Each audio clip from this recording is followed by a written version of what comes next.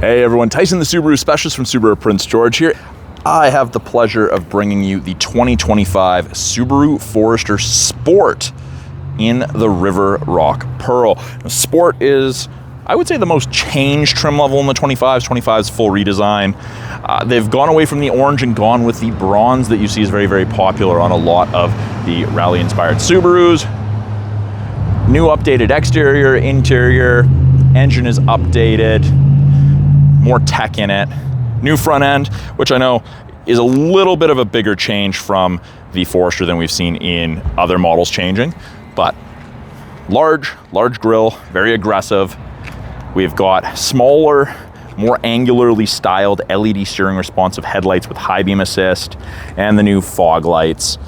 They look very aggressive at night when it's all lit up. Now the Sport, we've got this hexagonal pattern, that texture on those front bits. We have the bronze on both sides, and bronze is of course that highlight color, and this is the newest color addition to the Forester lineup, that River Rock Pearl. It's, I don't even know how I'd describe it. It's almost like a browny gray. It's quite nice. I don't think that the camera is doing it justice. Check it out in person if you have the chance.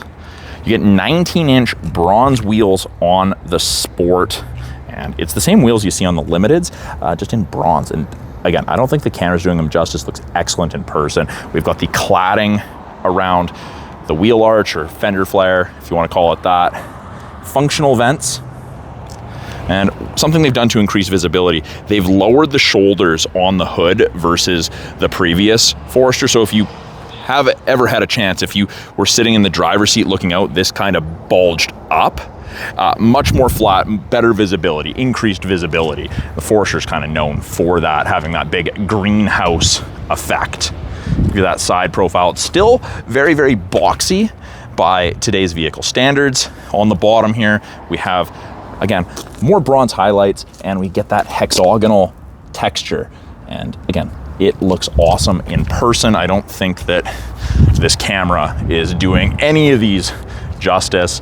Rear three-quarter view, I really like the side profile, and I like the direct rear view. Big fuel door. It's tied to the driver door. If your driver door is unlocked, the fuel door is unlocked. If the driver door is locked, the fuel door is locked. They've changed the location of the symmetrical all-wheel drive badge. It's on the sides now, and it's in bronze on the Sport. We do also get the low-profile roof rails on the Sport, same ones that you find on the Premier. You can get regular Subaru crossbars that will fit those. Subaru said those are coming as an accessory. We've got new taillights, ties it all together. It does have Subaru there, and it attaches, goes across the logo, and comes through to the other side. Badging on the Sport, blacked out where it says Subaru, bronze on Sport. Looks good from behind. We've got our highlights and then our finisher there. We have backup sensors integrated into the rear bumper, and those are going to apply the brakes if things are going to hit something between speeds of 1 and 15 kilometers an hour in reverse. Now, something we've been asking for a long time is a proximity tailgate on the Forester. You can do it from the key fob, of course, third button down here, just like most Subarus. But so long as the key's on your person, we have a kick gate now. So you walk forward, kick, back up. Now it's important you pull this key away from the door. If it doesn't sense that going away, it's not going to shut off. The speed at which this lifts up and like the delay between the kick and back, the dealer can change that for you. You can make it faster, you can make it longer. So depending how agile you are, you can change it to your needs. And just like the previous Forester, there's a ton of room, big, square, boxy rear end, lots of room. Cargo tray standard, and I really like the pattern on this cargo tray. I like it. Got a little star in there. The topography map. We've got grocery bag hooks on either side. We have a 12-volt power point for any charging needs. Still have the hard mount physical tie downs, which is cool. I'm glad they didn't get rid of those. New in the Sport, we got the Harman Kardon audio system, which is amazing. It's a great sounding audio system. Privacy cover. They took a note out of the Subaru Crosstrek redesign. They've done this with the handle. It's nice. Instead of just having a plastic piece to grab, you can actually handle. And just like previously, that can tuck underneath the false floor. There is a place to run that across. We have a little bit of storage. They're coming with tire bags now like they used to. Underneath this, spare tire and all your tools, which I hope none of you ever need. Up top, there's an LED cargo light. You can shut off, or it'll shut off on its own when you close the hatch. Now, to close it, I can pull down, I can close it, I can close and lock it, I can do it from the key fob, I can do it from the driver door, or again, kick gate, kick, back up, it's gonna beep, the lights are gonna flash, and then it closes. So it gives you time to grab whatever you need, do the kick motion, and then back up. It's very, very smart of Subaru to do that. Again, that rear 3/4 view. I really, really like this new color. It's not exactly the cleanest. We just came back from the Father's Day show and shine, and it's a little bit dusty. I hosed it off, but I think that this color is absolutely fantastic. I'm also very excited to see the sapphire blue in the Sport with the bronze. I think that's gonna look amazing. I guess it would help if I unlocked it. So for those of you who don't know, Subaru uses the logo as the button. There is a little icon there, it does say unlock, but unless you're looking for it, you're probably not gonna see it. Second row, lots of leg room, lots of headroom, just like the previous Foresters. Now the seating material, this is StarTech, so it's like the outdoor Crosstrek we had in 2023 prior to the Wildernesses coming out. So it's the soft touch all-weather upholstery. We've got bronze stitching and highlights. It's great in here. I like the light and dark gray. Fold down armrest. I find this material exceptionally comfortable. They've changed it so there's no longer covers for the latch system. So far, comfort not affected by that in the second row, which I was glad to hear. That's something I was concerned about. We have 3 matte back pockets on the backs of both front seats, 3 portions or sections. We have vents out of the center console in addition to the vents underneath the front seats facing rearward to heat up and cool down the second row. 2 USB ports, keep everyone connected. We get the panoramic sunroof along with LED dome lights. This is textured and is designed to be used as a step if you're loading something on the crossbars. And they've done that instead of having you stand on the tire, because the tire sits inside the fender. You're not gonna get as much of your foot on that. And if I stand on the tire, I'm right at the back here. I'm gonna be leaning to put something in. I could put myself in a precarious situation. It's all about safety. Rear door card, bronze and gray soft touch, along with a soft touch armrest. Nice, easy to grip handles. Even the door card right here, this is soft touch, which is nice. We've got bottle/cup holders. We have child lock, easy access to that. It's important to note this is not tied to that. You have to operate them separately. Proximity key in my pocket. I lock it by touching those lines. To unlock it, I wait a second, put my hand in the handle, and it unlocks. It's very simple. When I lock it or unlock it, you'll notice that we're gonna get the hazards flashing. That indicates that something has happened. Inside the Forester, I guess it would help if I unlocked it. Let's try this again. I didn't have the key on me, I set it down. There we go. Front door card looks very similar to that of the rear. Soft touch material, soft touch armrest. Front 2 power windows are auto power windows, regular power windows for the rear, and of course, window lock should we need that. We've got a little bit more storage along with the bottle holder, large speaker. Seating material is the same up front as it is in the second row with the StarTechs, the light and dark gray with the bronze highlights and stitching. Now these seats are the same as the Crosstrek seats. They're designed for long distance driving to reduce fatigue, so you're more rested after a long day of driving. We have a power driver seat including lumbar. By the driver's left knee, we have the ability to open the rear hatch, a scroll wheel for the brightness of the gauges, and we can turn off the proximity kick gate. So if for some reason you didn't want that on, you can disable that just by pushing that in. And as you can see, you have those bronze highlights on the steering wheel as well. Highlight here. Again, the camera's not doing it justice. Very, very nice looking in person, and I don't think the camera ever really does the vehicles justice. Stitching. It's the new style steering wheel with the volume left to right and the toggle now changing our small center display. They've gotten rid of any like exclusive sport gauges that they had on the other ones, but I don't think that takes away from it considering there's so many other highlights in the Sport. But we can switch between sources, so AM to FM to USB to satellite, etc. Issue voice commands, accept phone calls, hang up, decline phone calls, or volume toggle left to right, switch between presets. We have paddles on the back of the steering wheel, upshift and downshift. We can manually select our own gears if we'd like, even with the automatic CVT. Headlights are auto, fog light switch. Right hand side, we have our adaptive cruise and our lane centering. Both of those use these 3 black boxes, those color stereo EyeSight cameras, to look for cyclists, road lines, pedestrians, and other vehicles. We now have that 3rd wide angle mono camera to increase the field of view left to right for the cameras. And they do automatic emergency braking. And actually, speaking of field of view, you can see that doesn't pop up as much. Those shoulder fenders don't. But we have absolutely amazing visibility. They've also increased the size of that 3rd rear window in the Forester. I mean, obviously, it's going to depend how you sit in the Forester, but overall, it's like sitting in a big glass greenhouse. Visibility's massive. It's great in here. But adaptive cruise, when you turn on the Forester's cruise, you get an image of the Forester, and there's 4 bars all the way down to 1. That is the follow distance behind the vehicle ahead of you that you will follow if you catch up while using cruise control. 4 bars at 100 kilometers an hour is roughly 150 to 180 feet. Now, I've just turned off and back on lane centering. That's just this button below here. I can decrease the follow distance or increase it. But lane centering above 60 kilometers an hour, those gray lines on either side of the Forester will illuminate solid white. That indicates that the cameras can see the road lines, and it'll actually give you gentle steering input to keep you in the center of your lane. Great feature for long distance driving. I don't recommend you have it turned on around town, but you're less fatigued at the end of the day of driving. It's great. We're not hands-free, we're not Tesla, we're not self-driving. It's an enhancement for your driving, not a replacement. Bottom right, we've got intelligent drive mode, which is what it defaults to, but we have sport sharp.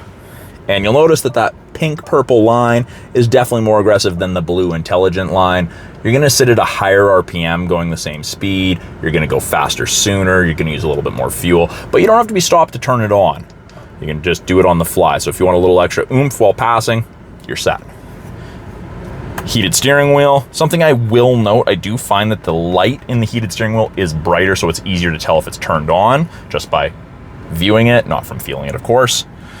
Bottom left of the steering column, we have tilt and telescopic. You can adjust it to drivers of varying heights, leg, and arm lengths, which is really nice. And then we have blind spot detection. They've gone to the new style blind spot detection, and it's going to illuminate like so on the corresponding side when someone is in your blind spot. I personally wish they'd kept with the larger style, but they went with the smaller style. You can still see it easily once you know it's there. They've also changed it to the 11.6-inch touchscreen in all but the entry-level Forester. Top portion, we have what we're listening to. We've got gauges, which you can change around, easy to change. We've got weather, which is part of your satellite radio trial. And then this is the first trim level where you gain access to dual function X mode. So this is like for low in a pickup. Have to be going under 20 kilometers an hour to engage it. It locks the all-wheel drive power 50% front, 50% rear.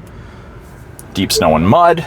Also disables traction control and allows for excess wheel spin if you manage to get yourself stuck and you need to chew yourself out.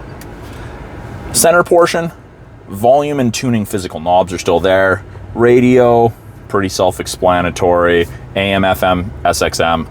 Media is anything that isn't already integrated into the vehicle, so Bluetooth or USB, or if you have an iPhone hookup or an auxiliary. Phone allows you to hook up to Bluetooth. Under apps, we have wireless Android Auto and Apple CarPlay, along with access to the My Subaru app when the vehicle's registered in your name. You'll get those setup emails. It's pretty cool. Car info. You can set driving statistics, maintenance. You can turn off the display, valet mode, auto vehicle holding traction control. And when I put it in reverse, the main portion of the screen turns into the backup camera. You can see the top of the bumper there. You have something to relate to. We've got rear assist braking, parking sensors are on, and I can clean the backup camera. It's fantastic. Best thing ever for our winters. Below that, we've got our home screen, that open envelope. You can disable the start stop very easily, just click of a button. You can turn on auto vehicle hold, that brake holder, click of a button. And then if I click on the little vehicle, I get other things I can turn on and off. They've kind of tripled or doubled up on certain things, and it allows you to change things easily, and you can look at different things in different places. Lane centering. You can hook up additional phones, you can set driver profiles, and then we have our climate control. We have dual zone, so ranges from say 14 and a half, 15 on the low side, all the way up to 29 and a half. Freezing to tropical, easy to sync it back to just driver controlled. Control if you want AC on, recirc, where you want your airflow. And if I don't touch this screen for a bit after I've made any adjustments, it's actually just going to disappear on its own, which is really nice. I don't have to keep continuously going up to that top right X button. We've got big fan strength buttons. We can have it just focus the front, or we can have it focus the entire cab. 3 stages of heated seat for both the driver and the passenger. And I can just press and hold and it turns it off. I don't have to go through all the stages. I can turn it off if I want. Got 2 USBs and an auxiliary, in addition to a 10-watt wireless charger, so a quick charger. And they've really changed this center console. I really like this new center console. It's soft touch on the side, which is nice for people who rest their knees. This new shifter, gear selector, the shape of it is phenomenal. It's indented on both sides. I like the squareness of this. I like the geometric, well, not really geometric, but I like the design language shape that they have. It feels nice in the hands. That's my opinion, of course. Well, actually, when we're in drive, manual mode if you want to use your paddles, full control up and down. Park brake, you pull up to activate, it's already on. But if I put my foot not on the brake and push down, it actually says to press the brake pedal, foot's on the brake and I push down, off it goes. Offset cup holders like the Crosstrek, no drink raisers in them, but they are rubber bottoms.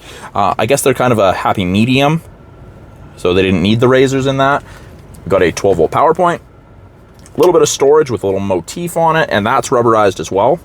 Soft touch armrest, pretty deep amount of storage. No power point in there since they've moved the power point out here, but you've got a place to run cords. So if you're running a power bank or something out of that, you can do that without crushing the cords when you put the armrest down. Up top, auto dimming rear view mirror, my favorite feature in any vehicle ever. No switch to flick. It just automatically dims if someone's got their brights on behind you. And as the HomeLink system, you can hook up to 3 separate garage doors to your mirror. You don't have to have one of those openers on your visor or tucked away in the armrest, anything like that. Also an integrated compass, which I know some of you absolutely love. Up top, map lights or LEDs. We've got our sunroof control, SOS and roadside/concierge. That becomes available after the vehicle's registered in your name and you've set up the My Subaru app. Sunglass storage, which I know is important. And manual shade, but if you open the glass, it'll drag the shade. But yeah, big panoramic roof. You'll notice the roof is blacked out. That is something that Subaru's doing a lot of. It's not, you don't end up with less of the two-tone. On the visors, we've got card holders. We've got vanity mirror with light. And these are larger. These are more square. They've got better coverage. I appreciate that. And an extender there. But yes, these are something that lots of people don't necessarily notice, but they are larger than the previous ones. And we'll just do a final walk around of the outside of the Forester. New 2025 Sport. Now, something I didn't mention, this is only in the Sport, and I'm probably gonna butcher the pronunciation of it. This comes with the Stablex or dampers, so you've got upgraded suspension. It is more sport tuned in the Sport Forester. So it's not just an aesthetics package, there is a performance aspect to it. I do notice it rides a little firmer, it does corner a little better. Not a night and day difference, but it is noticeable for sure. Still powered by a 2.5 liter 4-cylinder boxer engine. You're producing 180 horsepower, and it's now using the 0W16 oil. But that is the quick walk around of the 2025 Forester Sport in the River Rock Pearl.